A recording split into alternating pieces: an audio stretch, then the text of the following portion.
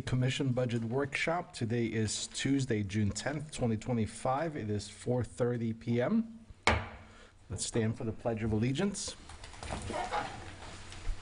pledge allegiance to the flag of the United States of America and to the republic for which it stands, one nation, under God, indivisible, with liberty and justice for all.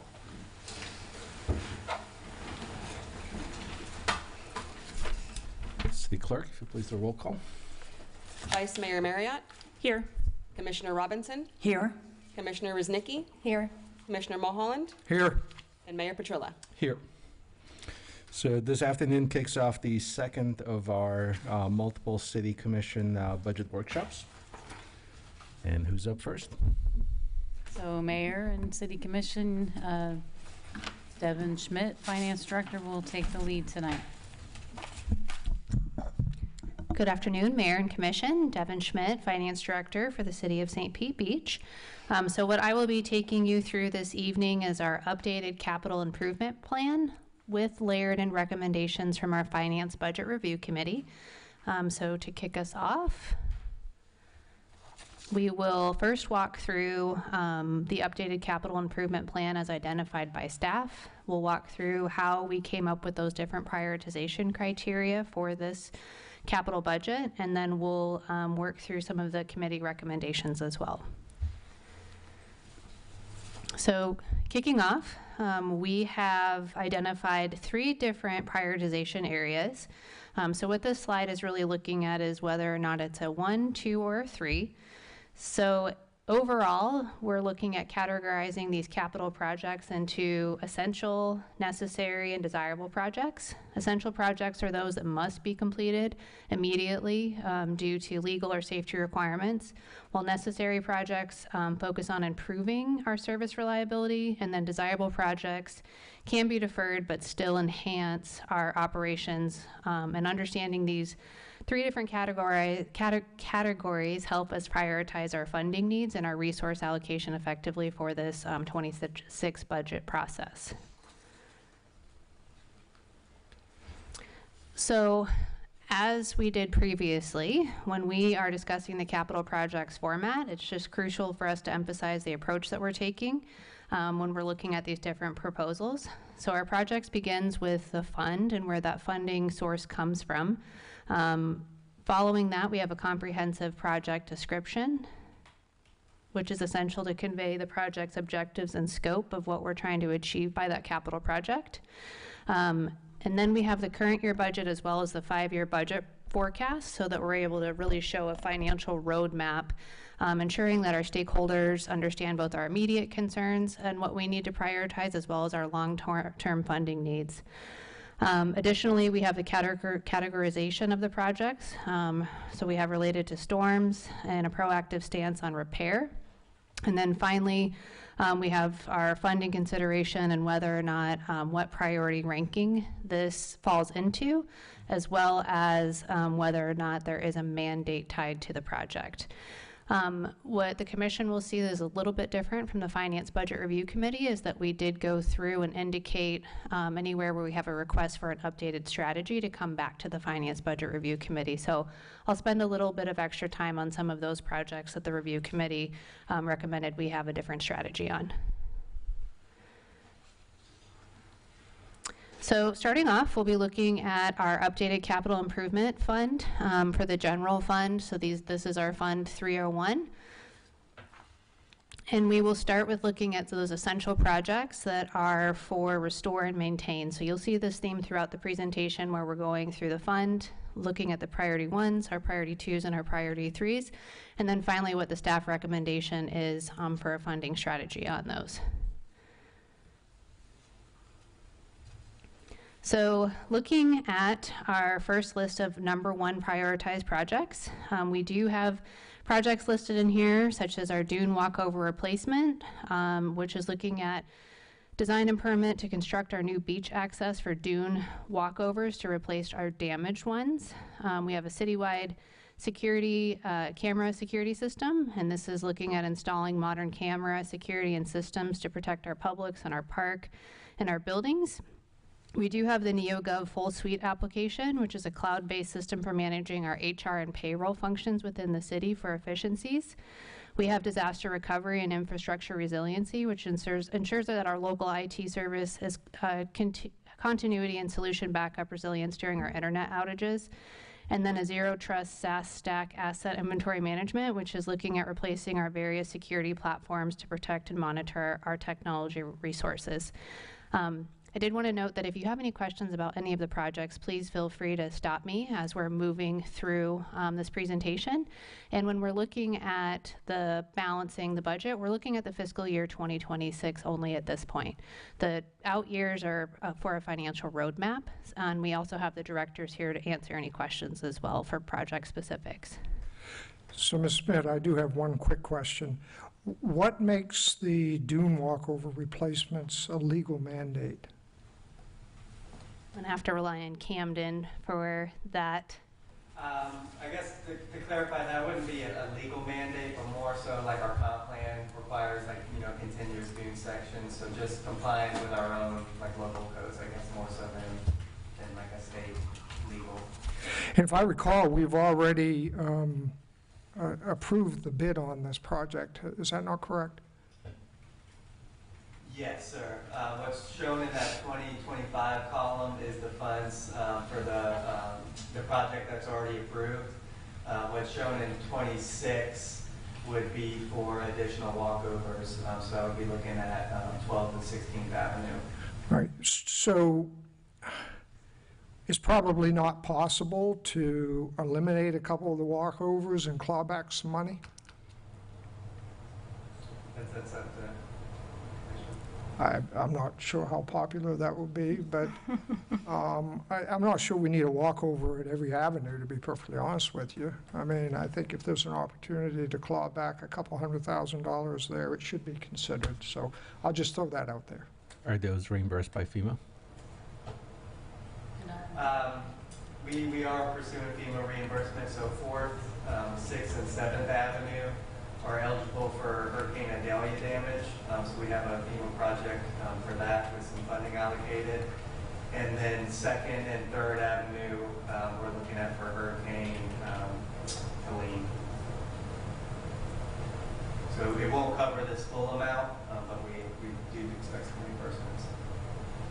I do have some questions. On that same one for FEMA, and this is just so I get some clarification, and I'm kind of glad that Commissioner Mulholland brought this up, because if this was approved already, right, and you're saying that's anything but 12th and 16th,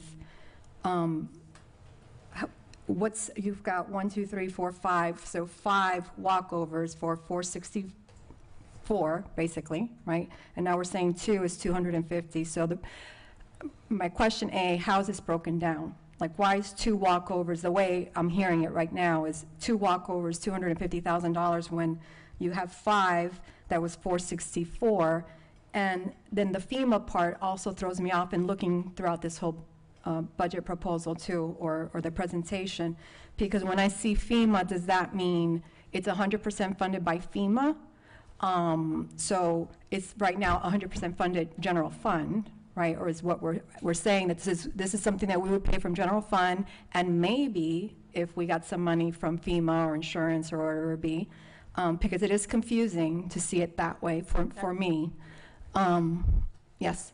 So yeah, so when you look at this format, if it says FEMA, it means potential. FEMA has only provided us to date, I believe, about $3.7 million in reimbursements, which have gone to pay 100% of the cost towards the debris pickup, which exceeded $4 million. So right now we've netted no extra money from FEMA.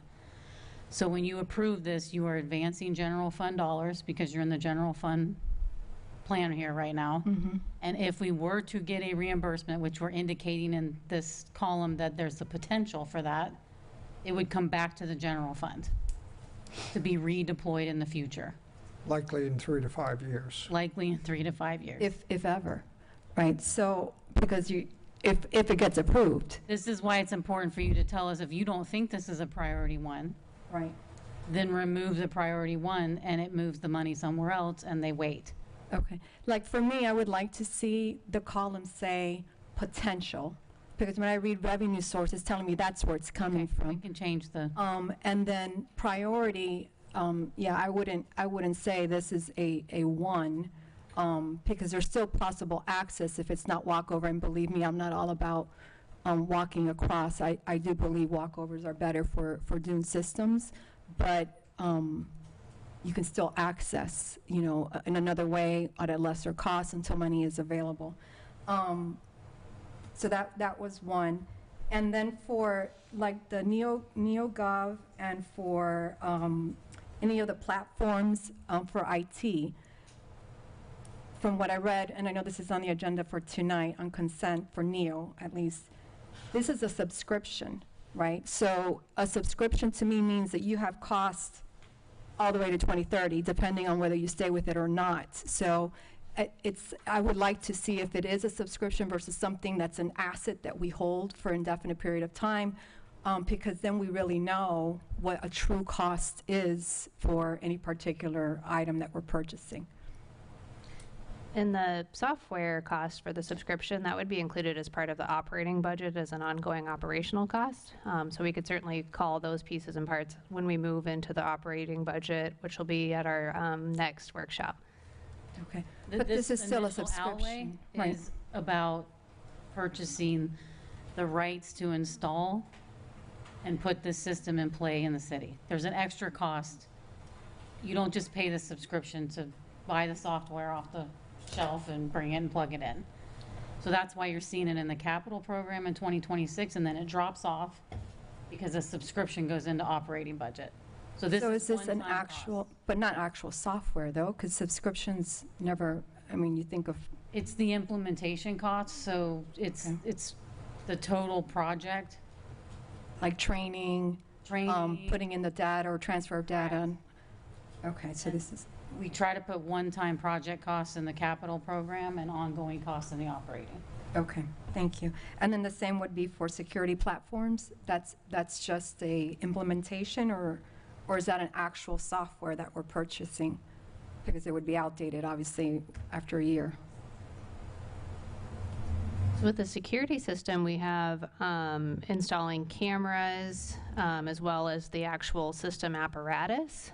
So there would likely be a software component to that. I don't see Candace here to answer that specifically, but typically there's going to be hardware and software that's involved with that project.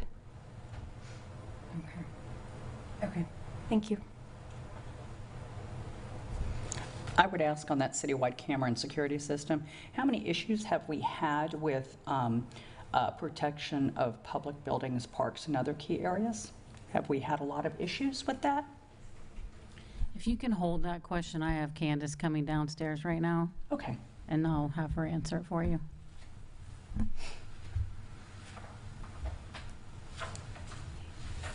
All right, excellent. So moving on, and then we'll come back to that when Candace arrives. So continuing with the same theme of our number one prioritized projects, we have facility building repairs, which is looking at hurricane damage specifically to City Hall, Dawn Vista Arts Center, Public Services, Recreation Center, and the Warren Webster. Facility elevation rehabilitation, facility roof replacements, as well as the Fire Station 22 demolition and construction. This was a call out by the Finance Budget Review Committee, and that they had asked the city to continue to look to proceed aggressively with this project. The $10 million that we currently have slated out in 2027 is a placeholder for now until we can determine some funding sources. I know Francis in the city manager's office has been working hard to secure other funding sources for that facility. The $1.5 million that we have slated in 2026 would be the remainder of the $2 million grant that we have for the fire station. So I did want to make that call out. And I can jump back with Candace here. Commissioner, if you don't mind restating the question, so Candace has perspective, if you could come up, thanks. I was asking about the citywide camera and security system, simply because we're prioritizing. And the question was, how many issues in the past have we had with the need to protect the public buildings? What do we currently have in place for the buildings and parks and other key areas? And how many issues have we actually had? So to try to answer the question about how many issues we've actually had, I would say, I mean, I've been here 2 years, so obviously I can't speak to much past that.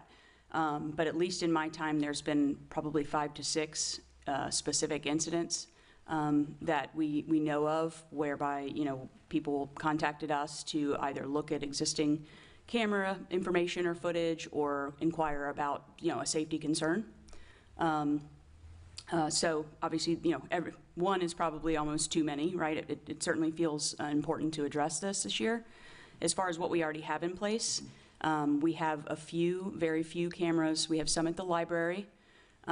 We have a few here in this building, one actually in the community development lobby, one that overlooks the main lobby, and that's primarily it. We really don't have cameras in the rest of the facilities or anywhere else at the entrances and exits of the buildings, anywhere else at the facilities for the city right now. So, you know, that would be our first priority if this project is approved, is to focus on, you know, getting those security cameras as part of Phase 1 stood up. And I'm assuming we record this and there's a record database on this? So we would record video footage. It would likely be saved to the cloud. We're not looking to, you know, buy any storage to maintain anything on site. That can get pretty costly and large scale if we were to do something like that. But yes, it would be recorded and retained. We would have to work with the clerk and others as far as retention and what that looks like and make sure we understand the rules of engagement regarding that retention. Is this a new system or is this adding to our existing? This would be a new system because what we have right now is basically a kind of a homegrown. We've pieced in part, you know, services together. We've bought one-off things to put in place, one-off cameras, and our security system that we use for our badges would also be part of that. And this definitely needs to be replaced regardless. That system is similar to what a lot of the other technology was when I got here, which is, you know, 20 plus years old, not maintenance, no maintenance, no support. If it goes down, it goes down, and they'll get to us when they get to us kind of approach. And the equipment is no longer able to be patched or maintained, which is a security risk in and of itself. Okay, thank you. Yes, ma'am. Can I ask one question, Candace, because since you weren't in the room? For the inventory management and the security platforms, are those actual software assets that we're purchasing, or is this a subscription kind of system that we're using? Very good question. All of that is subscription-based, so it's not software that we're going to purchase, maintain. It's also not a software stack that we keep on site. So some of you, are newer. Probably were not here when we were doing my first budget year, but my intent is to continue to reduce the footprint in these buildings, to keep that low risk, very limited on a subscription basis for most things that we have, so that we can scale up and scale down as we need to, right? We don't want to oversubscribe, and we don't want to maintain equipment, infrastructure, and licensing that we don't need. So subscription-based. Okay, so is this a continuation of a current subscription? Yes, ma'am. Okay, so like the 50 would be, I mean, I know prices could change, right? But at least to know that, like when I see it, that I know that every year we're paying some amount. That's right. Whether it's 50 or 55, as time passes. You're right. That's correct. Okay, thank you. Yes, ma'am. Anything else? So, Ms. Smith, I have a question for you. I'm not sure how popular this will be, but before we pour hundreds of thousands of dollars into the Dawn Vista, I think we should have some sense of what the return on investment was on that building pre-storm and what the likely return on investment is moving forward. And I don't know what the answer for it is, because I know it was gifted to the city from the federal government, so there's some complications to it. But before the storm, I seem to recall the AC units and maybe the roof was a couple hundred, 250,000. Now we're looking at whatever the number is here. It's big, 529, 41. So close to 600,000, if my math is right, just on the two items there. But I don't want to start a food fight up here, but I think it's worth considering what this building has produced for the city historically and what it's likely to moving forward. Thank you. I have a question too. For the fire station, just to understand the numbers, because I know we approved, I don't know which meeting it was prior, for demolition, is the 485, 835, so 485K, right? Is that the demo cost or part of, is it broken down that way, like what was approved and where we're at? Because So- it's part of the grant money or the money that we received? Camden or Chief, correct me if I'm wrong, but I believe the demolition cost was around $35,000, and then the 450 additional to that would be for design. Okay, so 35 in design. Okay. And I would say I agree about usage, you know, of all buildings, not just the Don Vista alone, because I would say the same for any other building, including the Webster Hall. What's the return? So. Yeah.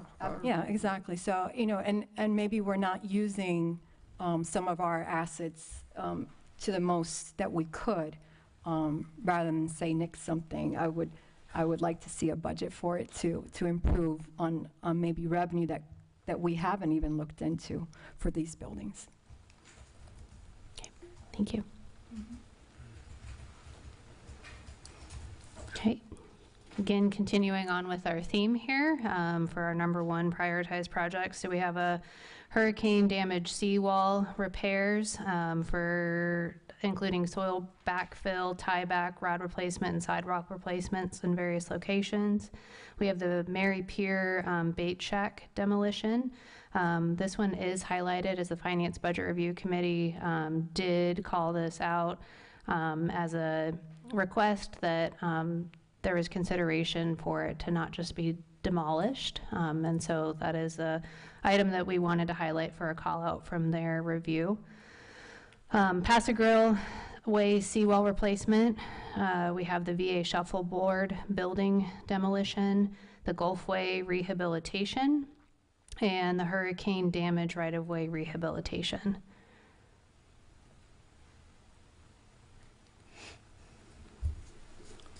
So we're now going to move into our number two prioritized projects. So again, these are projects that are necessary for resiliency, that have a high need for scheduled repairs, replacement, or upgrade and maintain to improve the surface. There may be some safety improvements included with that, or conservation of resources. So I will continue on with those. So off the top, we do have the dune and beach restoration, which is looking at restoration of our dune beaches and city-owned property, including erosion control, sand placement, exotic vegetation. We have the Bella Vista mini park improvements. We have the fishing piers rehabilitation, Lazaro Park lighting replacement, the 36th Avenue seawall replacement, and the 80th Avenue living shoreline.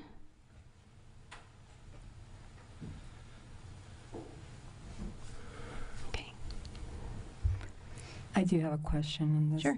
'Cause I get a little, I'm not sure on the breakdown of a lot of these numbers. So when you look on the prior general fund CIP, you know, priority one, on hurricane damage seawall repairs, and I see listed there one of the locations being East Maritana, and then I look on this project list, and you have, you know, the 36th Avenue East Maritana, basically is what I'm talking about. Why is it in two? You know, and, you know, because it's hard for me to see what does it bring, what are you saying that the living shoreline part of it is costing this, or the flex valve is causing that? Like, how is everything separated on a breakdown on this money that's listed here? The seawall hurricane repair project is more centered on just like lower scope type repairs, so like concrete's falling, you know, with patching concrete or ground injections of that nature. Whereas the 36th Avenue is more of a full seawall replacement type. Okay. So then my question would be like, patching would be a number one versus a full-fledged seawall replacement wouldn't be a number one. I mean, full-fledged to me means it's pretty much collapsed, like it's done. Yeah, we can update this priority. And you know, and that would apply to all of them. You know, I was saying, and my comment earlier about, you know, the revenue source, you know, I see Penny for Pinellas again. Does that mean, do we have it? Or is this a wish list? You know, something that we've maybe, I know even for a lot of the Don, Cesar and Bella Vista projects, you know, we had applied for grants, you know, so why not list those, since those are potential also, you know, like, I can't really tell, like, the whole breakdown of a project, you know, if we are separating out that way, so. We can add some additional clarification around those areas. When it says, in some cases, Penny for Pinellas or grant fundings encumbered, if it's encumbered, that means we have the grant, but we can go through and add just some additional information on there. I think the point of having that Penny for Pinellas listed out, or my intention was that that's our only revenue, dedicated revenue source that we have to these projects that are listed in our general fund CIP projects, so. Well, like in that case, then, like, okay, Lazarillo Park, you know, the lights are installed already, they're there. I know we're just waiting to take down 2, because the Ospreys are there, but the lights have been installed. It's already an approved and, I would say, paid for project, other than what has to be removed. So does that mean that we're looking to use Penny for Pinellas dollars to pay for that, because it's listed there? Or, you know, and again, maybe add something to say, this already has been approved, this has already been completed, you know, because that's, to me, completed. Okay. I think too, maybe to help the commission, 2025 is here just to give you context, and you have already approved it and funded it. So it's to give you context as we feed into 26. So if there's a dollar amount, that means it's been approved, paid for, done, completed, or in the Not process, completed, it or might in be, the process. it's approved and funded through a prior budget. It might not be finished. Okay. We might have to roll over these funds. So this is also why you're looking at it, because if we didn't finish Lazarillo Park, I'll stay on that example, and we spent 200,000, but we need 20,000 to finish the last 2 lights when the birds move. Devon's gonna move that 20,000 into 26 budget. So, Well, in that case, that would be a good example, right? Because you probably know already, did the company say, hey, we're going to come back to remove those 2 poles, it's going to cost more money? when we bring you the budget, you'll get that finite detail. Okay. This is simply for prioritizing to tell us, yes, I think that project's that important. Figure out what funding and how to feed it into, because we're not going to be able to pay for all of the 1, 2, 3s. It's just to give you, to help you work through that prioritization for us. So, if we did 1 page a minute going forward, we would not finish on time today. Okay. And far be it for me to try to stifle any questions, but I think for expediency would probably best, since we haven't even gotten to the fun stuff like stormwater and sewers yet, if you went ahead and just did your presentation 1 section at a time.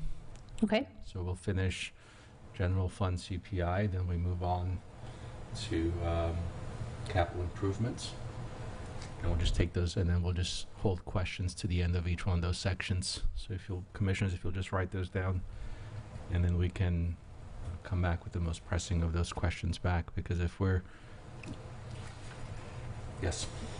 Okay, sounds great. If we need to allocate additional time for another workshop, or if we need to start it earlier next time, we can do that as well. And if it would be helpful for the commission, I don't have to go through each one of these projects. I could just breeze through it and then let you know if there was a Finance Budget Review Committee recommendation as well. And then at the end, if you have questions at the section, we can jump back. Perfect. So we'll do that too. Okay. So moving on this slide, you will see highlighted our facility emergency backup power generator. The Finance Budget Review Committee did ask us to go back and sharpen our bids on that specific generator project. In their research, it seemed a bit expensive, and so that is an item that we'll be looking at as staff to refine. Moving on, we didn't have any information on these number 2 projects that were listed out from the Finance Budget Review Committee. And still with our number 2 projects, I apologize for the tiny text on your screens. Hopefully you can see that, but the 2 areas that the Finance Budget Review Committee asked us to reconsider or relook at and come back with a different approach was Boca Chica Drive reconstruction and Gulf Winds Drive reconstruction. The methodology and the thought process there was looking at some of the sidewalks and some of the beautification enhancements that were included in there. The other piece that staff will go back and look at is what part of these projects is truly streets versus utility replacements and things of that nature. So the commission would see these projects come back in 2 separate funding areas where we're looking at one of our utility funds as well as our general fund CIP. Before I dive into number 3, any questions? So on the previous slide, I'm not sure how the other commissioners feel about it, but I would say that the Phase 3 undergrounding of Gulf Boulevard is of even lower priority than Gulf Winds Boulevard and Boca Ciega.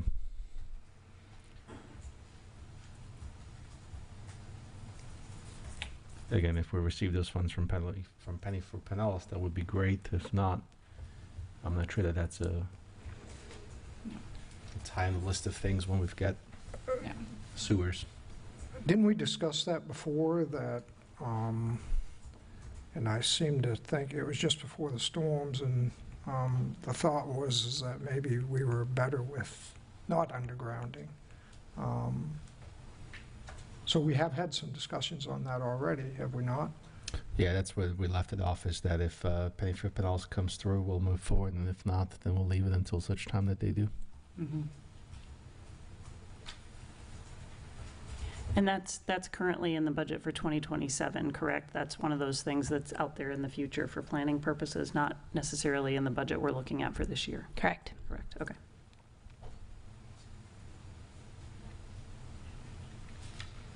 Okay, moving on. So these are our desirable or deferred projects.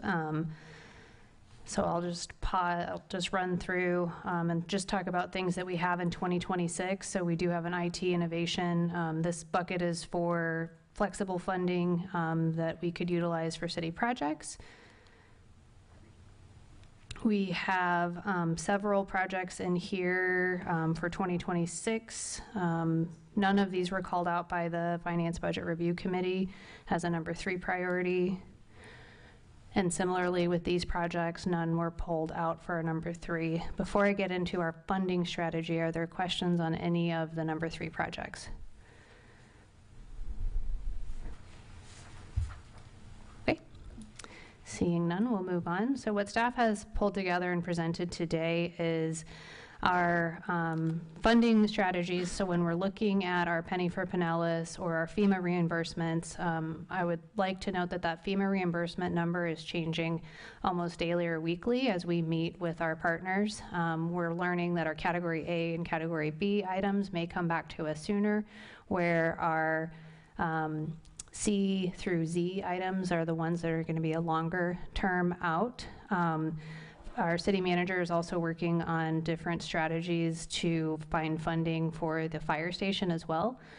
So I just wanted to put that disclaimer that this information is as good as when we present it today, and then it'll continuously change as we continue to work on some funding strategies. So what is before you is what staff has in here is our number 1 and number 2 rankings included, and then we also have our beginning fund balance that is still currently unaudited for how that is all flowing together from a funding strategy. Any questions on our fund summary?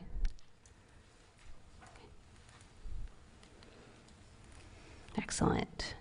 So diving into reclaimed water, we didn't have any number 1 ranked projects. We did have 2 number 2 ranked projects, which is our lateral service pig pipe replacement, which is an annual replacement, and then our pig port installation.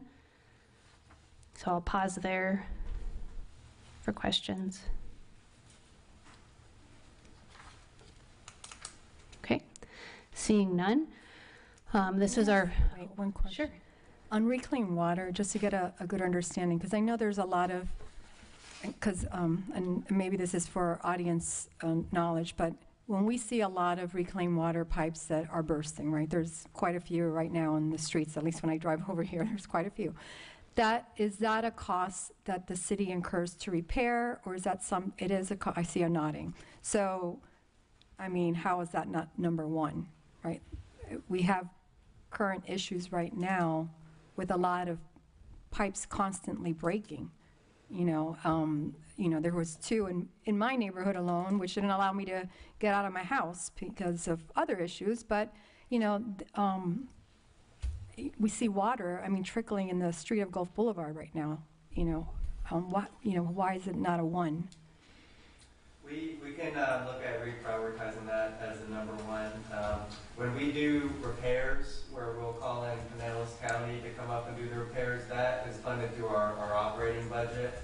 But this would be like associated, if we did like a street resurfacing project and we wanted to replace the laterals as part of that, we would draw from this fund. But yeah, I agree. I think we can look at reprioritizing that. One quick question that isn't necessarily germane to what we're doing tonight, but I think it's a question that we'll have to get, or should get answered at some point, and that's going to be how we raise revenue. They're going to start metering, Pinellas County Utilities is going to start metering the reclaimed water. And my guess would be that either people are going to have browner lawns or they're going to be paying more for their reclaimed water services. What's the likely impact to the city so far as revenue generation by the new metering? Because once again, I'm convinced that I'd be paying more if they start metering it, and I'm sure I'm not alone. So I think that's something to maybe try to understand before you start setting what the rates will be. So there are a lot of moving parts and pieces on this. This is part of our fee study. So that's first and foremost, they are looking at that. We had those very conversations of, do we meter all of the system, part of the system? The fee study is going to help us identify, for example, are our largest users possibly commercial? And so we start with commercial metering. And then the plats of homeowners are typically similar in size, so you do end up with a flat rate. So you could do a different rate structure and not have 2,000 plus meters now in the residential space that we have to upkeep. So we are looking at some creative strategies, and once we get the rate study, we'll have a better path forward on what we start to bring forward to you. But we know this fund is not sustainable at the moment. Right. Is one of the potentials that we'll be looking at, in addition to, all of these options, I mean, one of the options is just to turn it off, right? Like, one of the options is just to not have reclaimed water. Camden, that's an engineering question. I think that would conflict with some of the language in our comp plan, as far as why we have the reclaimed water system. So As far as irrigation or landscaping requirements? yeah, I think we need to look through that. Okay. I mean, at some point, it seems like it might be worth looking at the fact that, we all live on a sandbar, and trying to have lawns as though we live in Ohio is probably not practical. And if the reclaimed water, I know in the Budget and Finance Committee, one of the things that was being, back of the envelope math that was being thrown around is that the reclaimed water rates might have to go up to $75 a month per person, or per household. And if a bunch of people at that rate aren't going to pay it, it will de facto get turned off anyway, right? So, I think we need to face the reality that one of the options might have to be that this isn't sustainable. We should just not have it.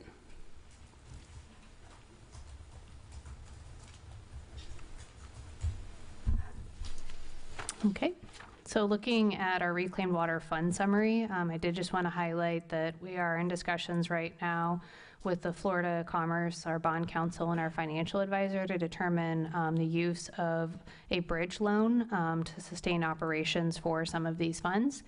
We had a conversation yesterday with them in regards to this, and so this may be an item that the commission sees as a change in future budgets, but this would come to you by way of ordinance should we move forward with that financing option. So I did want to put that disclaimer out there that, again, these numbers are always changing as we're working through some of these areas. However, without a general fund subsidy or the bridge loan, the reclaimed water fund is not sustainable given our current fee structures to even, it's very, I mean, it doesn't even cover operations at this point. So just wanted to make that call out. So moving on into our stormwater fund. So we do have, again, our essential projects. So we have one project that is listed as essential for our number 1 priorities, and this is our stormwater system cleaning and inspections. Any questions on that before I jump to number 2? Okay. So for our number 2 related projects, I did want to highlight specifically on the Don Cesar and Boca Chica area resiliency adaptation that the staff has been working to secure a grant through 2 sources to determine whether or not design could occur in 2026. So that would be an item that we would add back into this budget where you would see approximately $600,000 in revenue and then a $200,000 cost to the city. We are looking to see if we could get any sort of 100% coverage on that, but I did want to make that call out that we are looking at different strategies and determinations for how to finance the Don Cesar and the Boca Chica Area Resiliency Adaptation Project.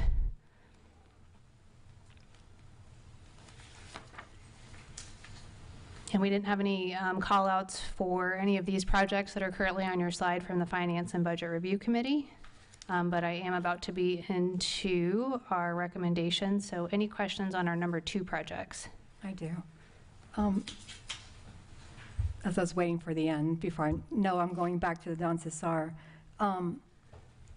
it's unacceptable that this is number 2. That these projects, I mean, to be listed there to me is an insult to the people who have been living in that neighborhood. We have been coming to these meetings, myself personally, way before being in commission for 10 years plus. And to see this still as number 2 is beyond me. It's number 1. It's an issue that's been going on way too long. We've had money allocated for these projects, which I can't really tell where it is, because to me, I mean, I don't know if it's general fund. I know we had designated funds for these projects. I know we have, like you mentioned, the grants that have been written for. You know, when I see a $30 million number, all that does, when I see that, which might scare everybody sitting up here, is, wow, $30 million, we're going to put $30 million to this neighborhood. Instead of breaking down these projects to chunks throughout a year, I mean, we're not going to be spending $30 million in 2026. It needs to be broken down. And this needs to be a priority 1. You know, like I said earlier, you know, I had to drive through water to get here. Again, you know, I have to walk through water. I mean, I see people now in the audience here who are from the neighborhood who probably all feel the same way because, you know, it's constant. It's not because of the hurricanes. This was a priority 1 before the hurricane. It has become worse because of the hurricanes. We have, you know, deteriorating storm water because it's a combination, right? Our streets are our storm water. So this is a priority 1. We've been always on shelved, you know, and I hate to say it, but Paso Grill, even though I know they have issues with flex valves along Paso Grill Way, they still had a project done way before us, and monies were allocated differently back then. So I want to see this as a 1, and I want to see this broken down so that we really know what we're approving for this coming year and the next years to come to get this done. So Thank you.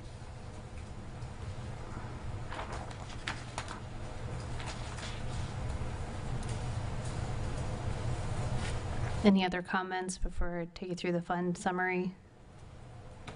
Yeah, just on that last comment.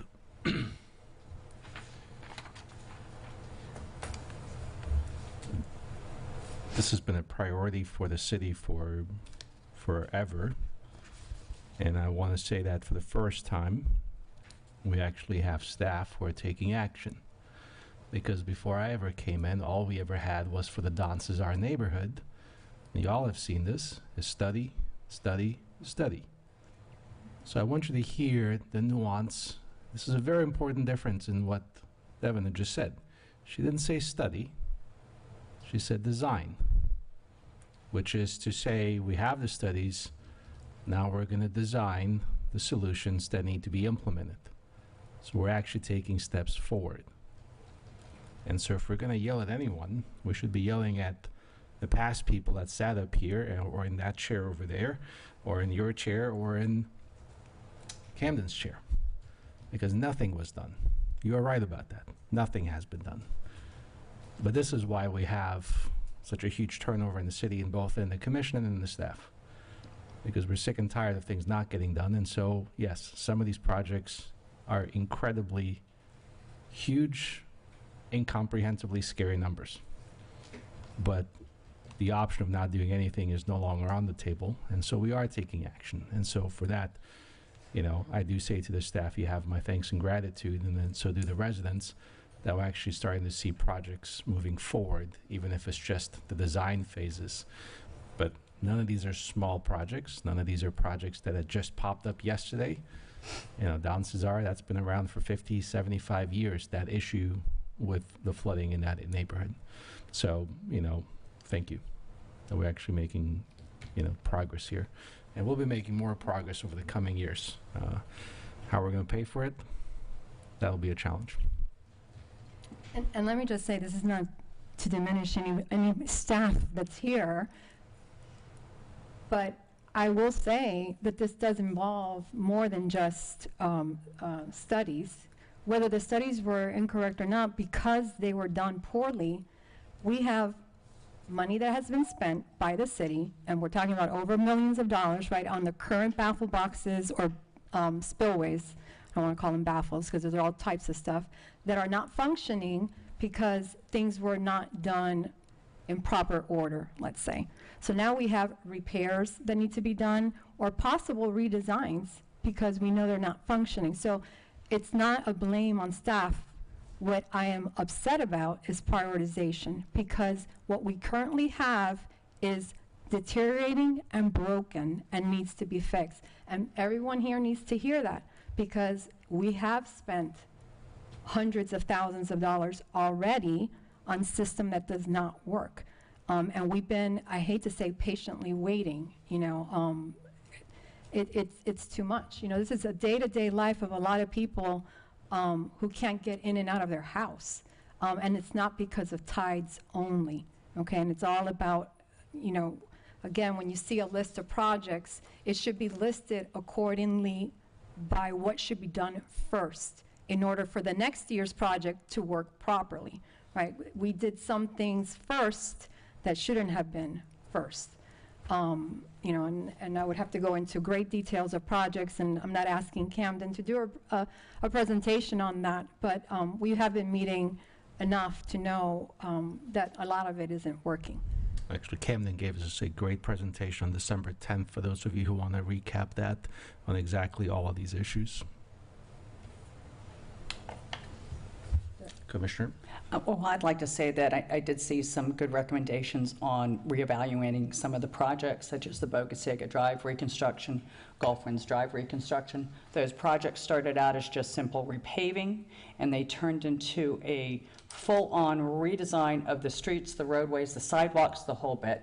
I have been publicly against additional concrete on an area that floods for I don't know how long.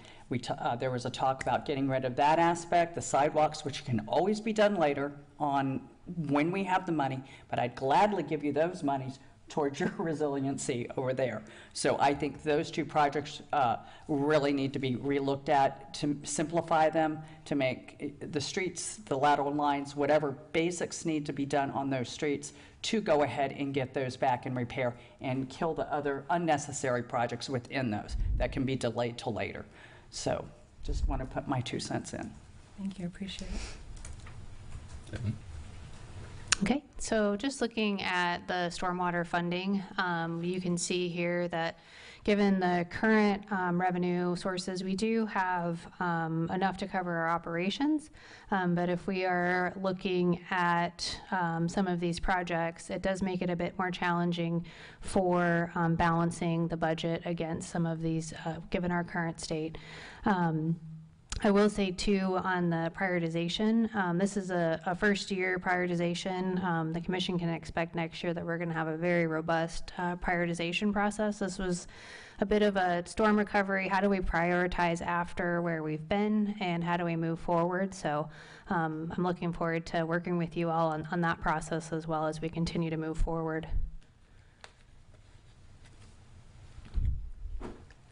So looking at our wastewater fund, we do have our number one projects. And so again, for the sake of time, I'm only going to pause after and if the Finance Budget Review Committee called anything out.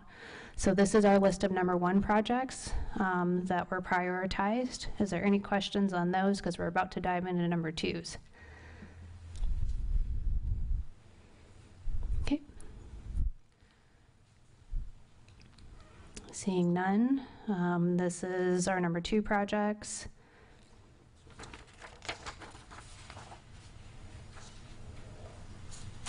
And then our second page of number two projects. And that would conclude number two for our wastewater fund. Any questions on on the number two priorities? Where's the subaqueous line? It's back one page. Is it back one back? Sorry, I missed that. Sorry. On the second page. The 15 and 15 million. Okay, thank you.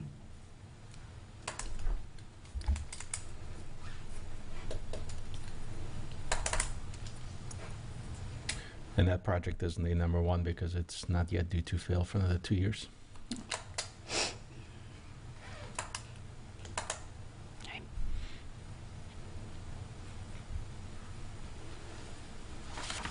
Okay.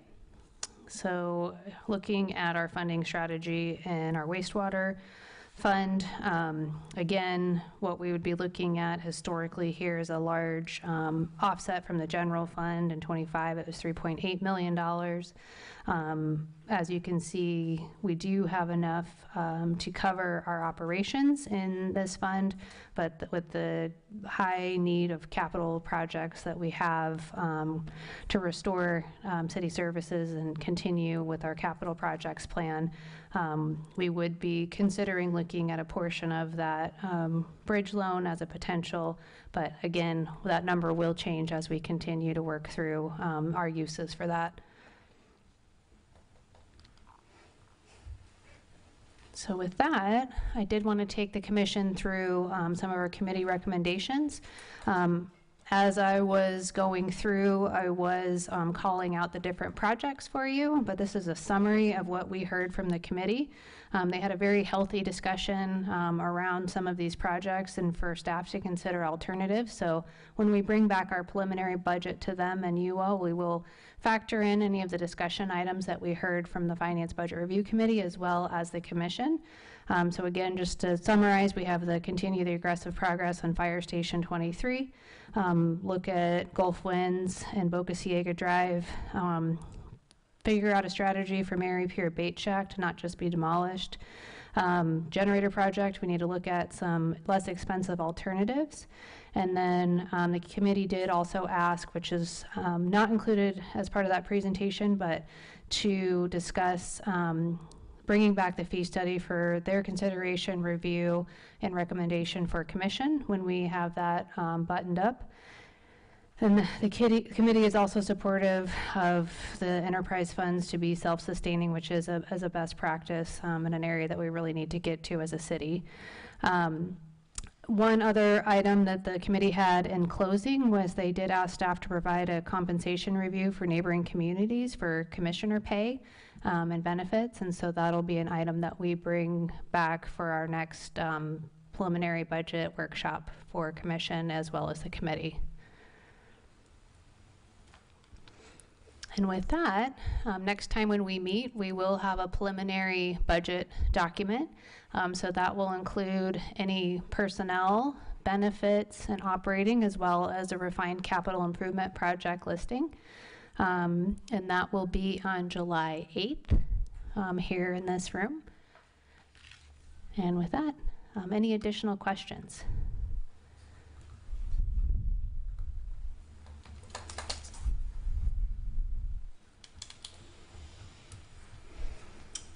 Any further questions?